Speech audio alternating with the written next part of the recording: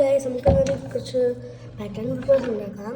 അപ്പോൾ അതിന് വേണ്ടിയിട്ട് ഞാൻ കുറച്ച് പേപ്പേഴ്സ് എടുത്തിട്ടുണ്ട്. കണ്ടില്ലേ, കുറച്ച് പേപ്പേഴ്സ് എടുത്തിട്ടുണ്ട്. അത് നമ്മുടെ പേപ്പേഴ്സിൽ പാറ്റേൺ പേപ്പേഴ്സ് വരയ്ക്കാനായിട്ട് യൂസ് ചെയ്യുന്നത് ബ്രഷ് പെൻസാണ്. അതുപോലെ ചെറിയ പാക്കറ്റിൻ്റെ ബ്രഷ് പെൻസാണത്. ഓക്കെ, അപ്പോൾ നമുക്ക് ഫസ്റ്റ് ചെയ്യുന്നത് ഗ്രിഡ് ലൈൻസ് ചെയ്യുന്നുള്ളൂ.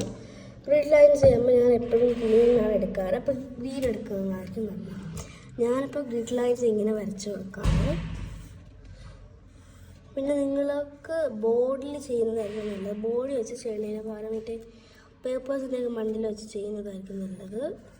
ആണെങ്കിൽ ടേബിളിലായാലും എന്തിലായാലും ആവത്തില്ല. അപ്പോഴെന്തെങ്കിലും പേപ്പറിൽ അങ്ങനെ എന്തെങ്കിലും വെച്ച് ചെയ്യാനായിട്ട് ശ്രമിക്കാം. ഗ്രിഡ് ലൈൻസ് ഞാൻ ഫസ്റ്റ് ചെയ്യുന്നത് ഗ്രീനാണ്. പാറ്റേൺ പേപ്പേഴ്സ് എന്തിനാണ് കുറേ പേര് ചോദിക്കാറുണ്ട്. ഞാൻ ജേർണൽസ് ചെയ്യാറുണ്ട്. അപ്പോൾ ജേർണൽസ് ചെയ്യാനായിട്ടാണ് ഞാൻ ഈ പാറ്റേൺ പേപ്പേഴ്സ് ഉണ്ടാക്കാറ്. കണ്ടോ, ഫസ്റ്റത്തെ പാറ്റേൺ പേപ്പറാണ്. ഇതേപോലെ കുറച്ച് പാറ്റേൺ പേപ്പേഴ്സ് നമുക്ക് ഫസ്റ്റ് കുറച്ച് ഗ്രിഡ് ലൈൻസ് ചെയ്തെടുക്കാം. ഇങ്ങനത്തെ കുറേ ഗ്രിഡ് ലൈൻസ് എനിക്ക് ചെയ്തെടുക്കാം.